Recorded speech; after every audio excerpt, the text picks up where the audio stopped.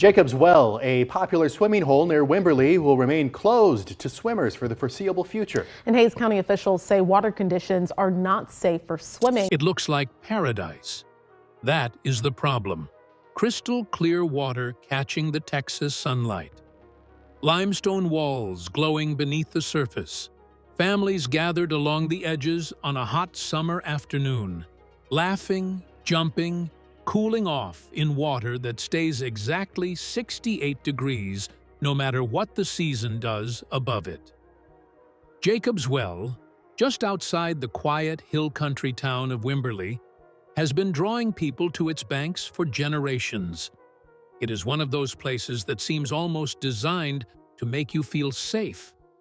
That feeling is wrong, and for some people, it was the last feeling they ever had. Beneath that perfect circle of clear water, 12 feet across, cut into the bed of Cypress Creek like something deliberate, lies a cave system that extends deeper and further into the earth than most visitors ever realize they are standing over. A hidden labyrinth of chambers, narrow passages, and shifting gravel that has claimed at least a dozen lives since divers first attempted to explore it. Some of those people were recovered, others were not. They remain below, in the dark, exactly where the cave left them. For years, stories circulated about what waited in the deepest chamber. Stories of lost divers, of equipment found, but no bodies, of a place that seemed to actively resist anyone who tried to reach its end. Then, scientists sent a robotic explorer into the darkness. What it found didn't just confirm those stories. It revealed something that the water had been hiding for decades and that no one was fully prepared to see. The mouth of the abyss. Jacob's Well sits in the Texas Hill Country in Hayes County, where the Edwards Plateau meets the Balcones Escarpment, a geological boundary that creates one of the most significant karst systems in the American South. Karst terrain forms when slightly acidic groundwater slowly dissolves soluble bedrock, primarily limestone, over thousands of years, carving out hollow spaces, conduits, and cave systems beneath the surface. The result is a landscape riddled with springs, sinkholes, and underground passages. Jacob's Well is one of the most dramatic expressions of that process anywhere in Texas. A vertical shaft that opens directly into the Trinity Aquifer, one of the major underground water systems supplying central Texas. From the surface, it appears as a flawless circular opening carved into the creek bed, roughly 12 feet across. The water is so clear that sunlight penetrates the upper chambers, illuminating the pale limestone walls in soft blue light that gives the illusion of openness, of safety, of a manageable depth. On summer days, it draws swimmers, cliff jumpers, and families escaping the Texas heat. The temperature never varies, a constant 68 degrees year-round, fed by the steady flow of the aquifer below. That calm surface is a deception that has cost lives. For casual swimmers, the adventure ends at the first chamber, about 30 feet below the surface, wide enough and light enough to explore without specialized equipment. But beyond that first chamber, Jacob's Well transforms completely. At least 4 known chambers descend further into the earth, each one tighter, darker, and more unforgiving than the one above it. They are connected by narrow passages with names that divers gave them out of dark honesty. The birth canal, the coffin. These are not poetic names chosen for drama. They are functional descriptions of spaces so narrow that a diver must exhale to compress their body enough to squeeze through, sometimes removing equipment and pushing it ahead of them. The greatest danger in those passages is not the darkness or the depth. It is something almost invisible. The cave floor throughout the lower chambers is blanketed in a deep layer of fine limestone silt, powder light, undisturbed, accumulated over centuries of stillness. It takes almost nothing to set it moving. A misplaced fin kick, a brush against the wall, a single wrong movement, and in seconds, water that was perfectly clear becomes an opaque white cloud that erases all visibility in every direction. Up becomes indistinguishable from down. The passage entrance that was visible a moment ago is gone.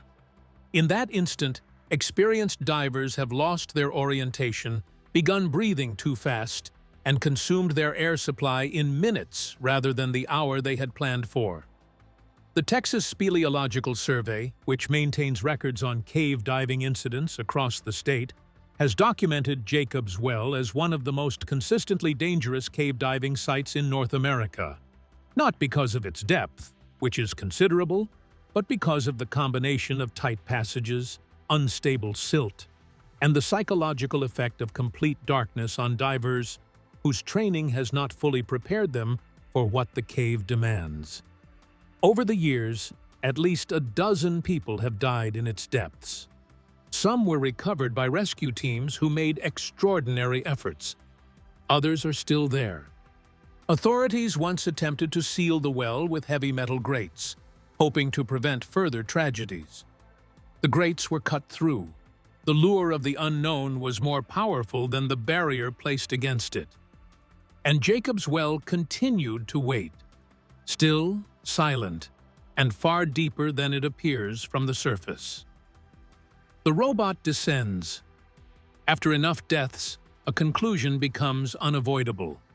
Human divers could not safely reach the deepest sections of Jacob's Well. The margins for error were too narrow, the consequences of any mistake too absolute. Even the most experienced cave divers in the country, people who had logged hundreds of hours in confined underwater spaces, had found the fourth chamber beyond reliable human reach.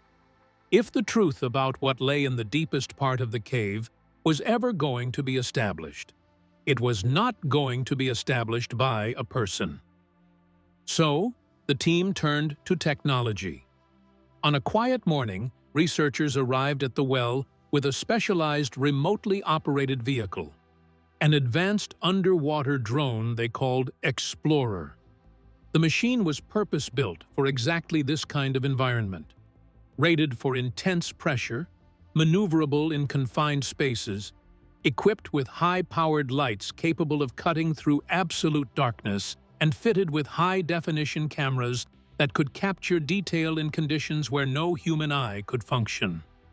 Unlike a human diver, it carried no air supply to exhaust and felt no fear. It could hold position indefinitely, move with sub-centimeter precision, and transmit everything it saw to a bank of monitors at the surface in real time. The team lowered it carefully into the water and gathered around the screens.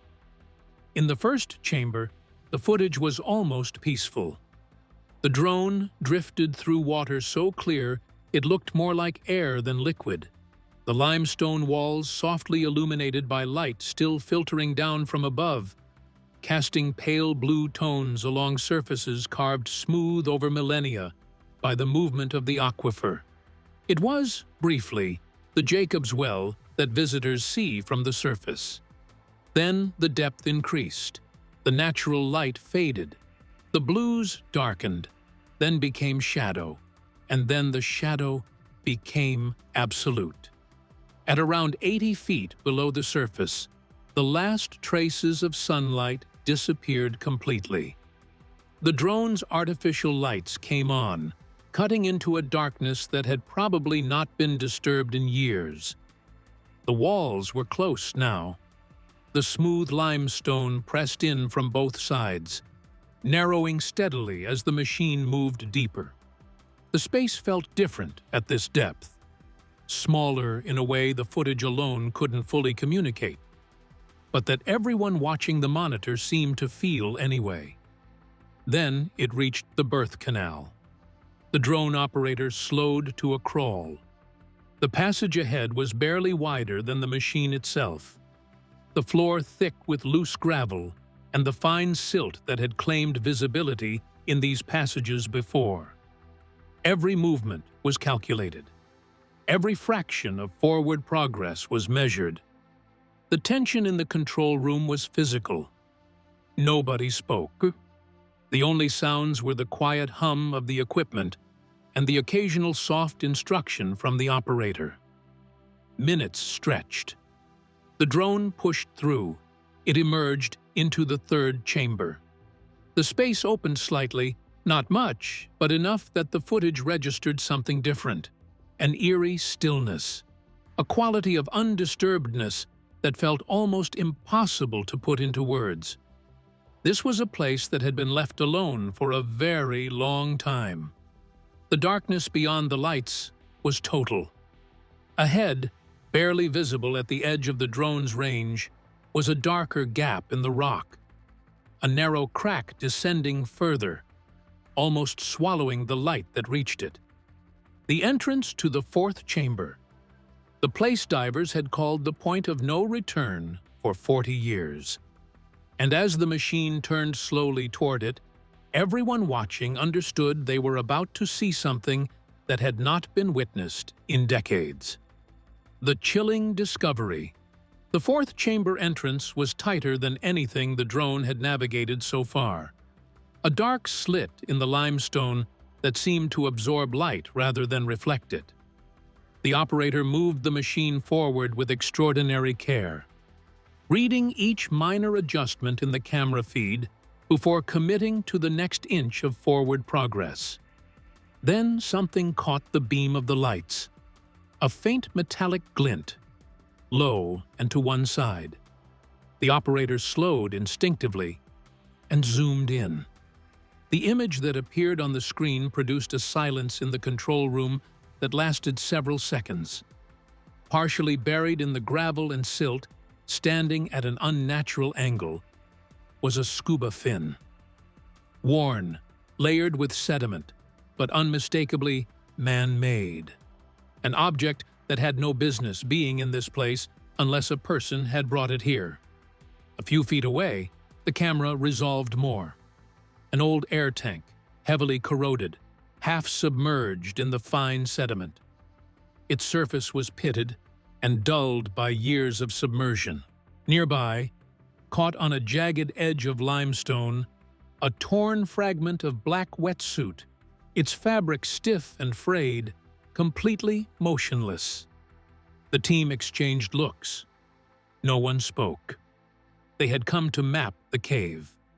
The cave was showing them something else. Then the camera angled slightly downward, and everything changed. Beneath the scattered equipment, illuminated by the drone's lights for the first time in decades, were human remains.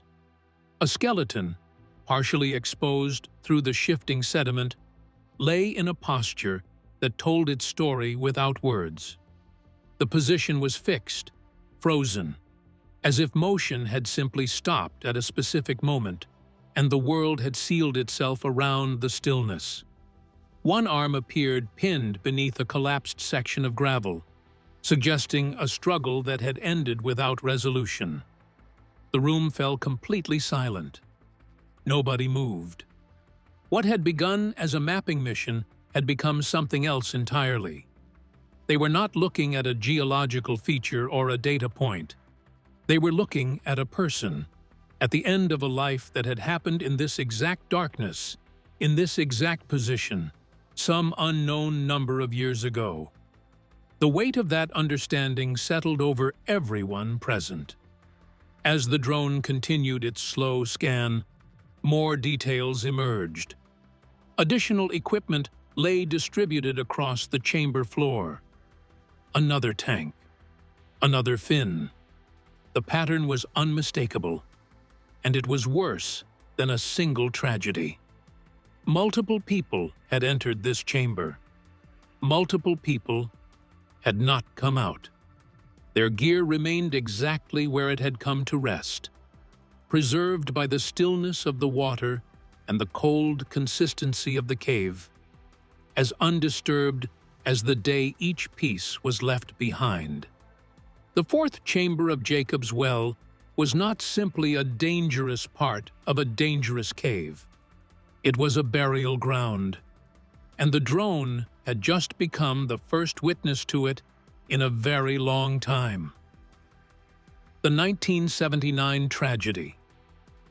To understand what the drone had found, you have to go back to the event that defined Jacob's Well's darkest chapter, a disappearance that had remained one of Central Texas's most haunting unsolved questions for more than 4 decades. September 9, 1979.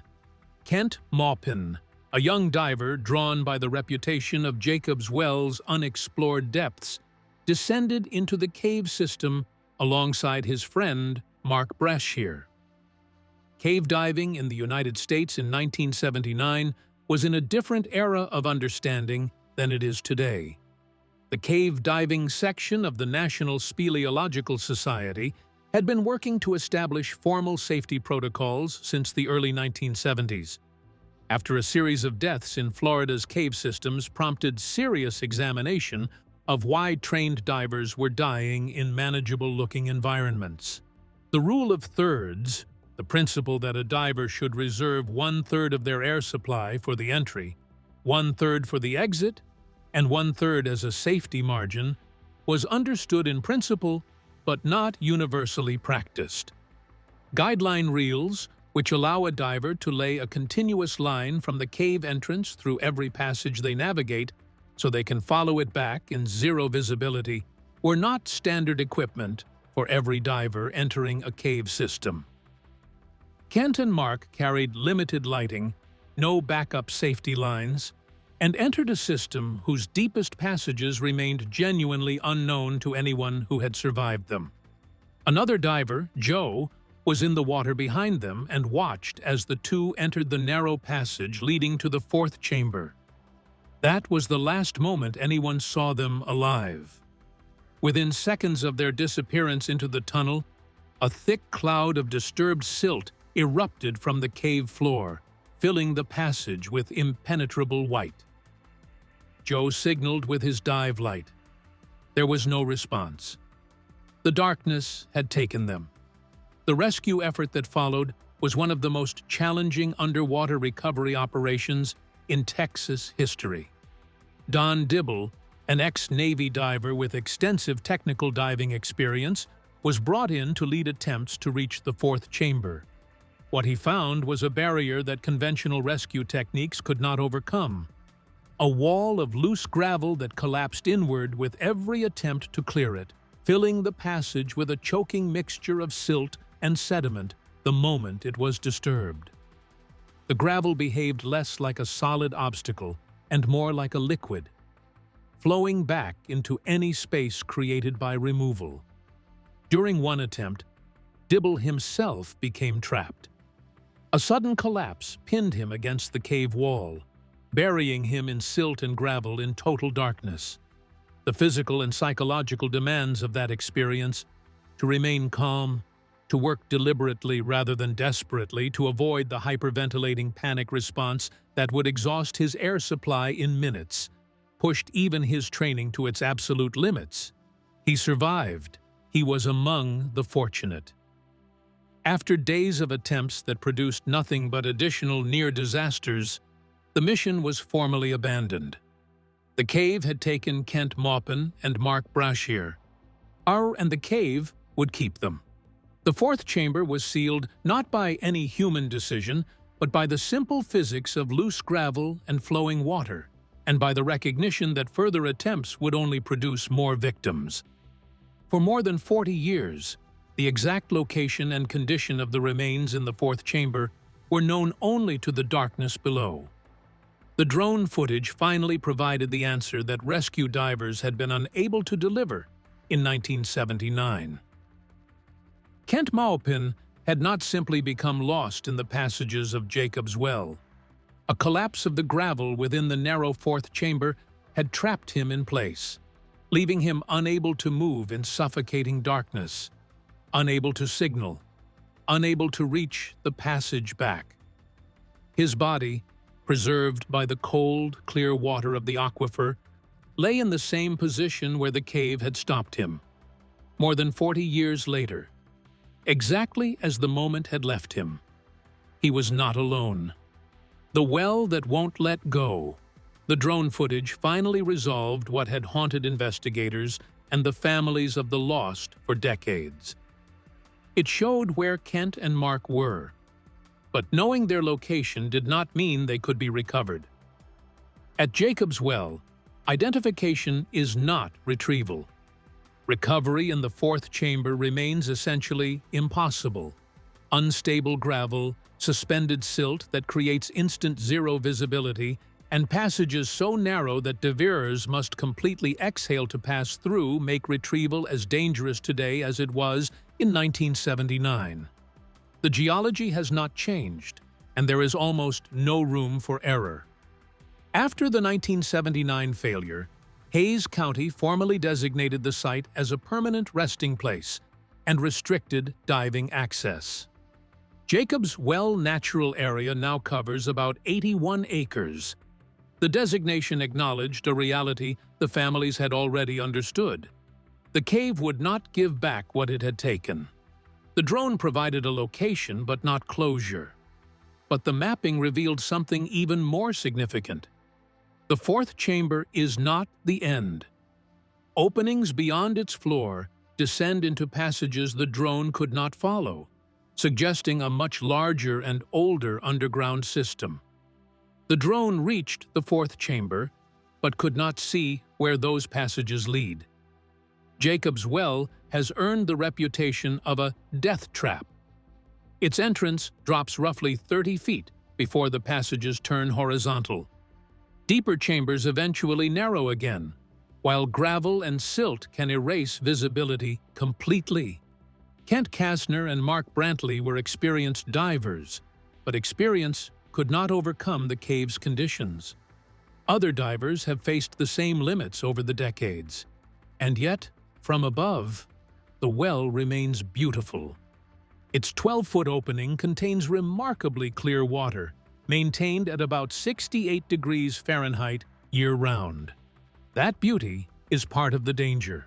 From the surface, it is easy to forget what exists below. The depth of what remains.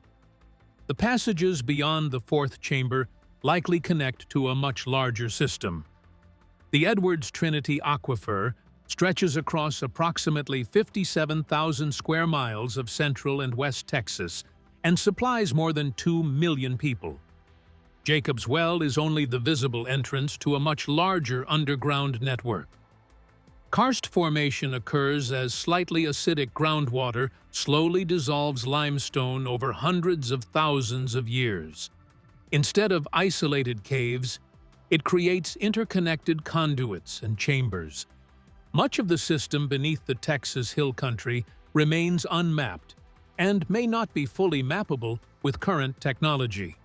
The aquifer is also home to endangered species found nowhere else, including the Texas blind salamander and fountain darter.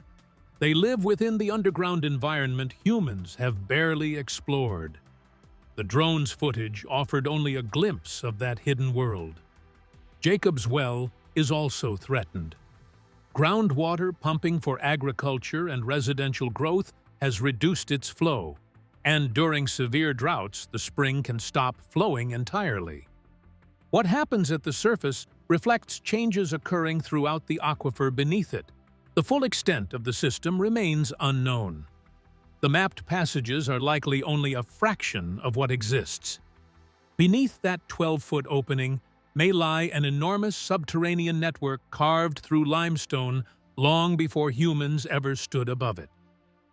For now, Jacob's Well remains beautiful, its water holding steady around 68 degrees, while sunlight creates its familiar blue-green glow. But below that light, the cave continues to keep what it has taken, and whatever else lies beyond the passages, no instrument has yet followed. Jacob's Well is therefore more than a swimming hole. It is a documented site of tragedy, part of an enormous unmapped geological system, a vital aquifer recharge point, and a habitat for species found nowhere else. The discovery finally answered where the missing divers were, but it left the bigger questions untouched. How deep does Jacob's well really go? What else is down there? And what would it cost to find out? Some answers may still be waiting in passages beyond where any drone has gone, in darkness that has existed long before humans had words for it. What do you think lies in those unexplored passages? Leave your thoughts below, and subscribe for more stories where beauty and danger exist in the same place.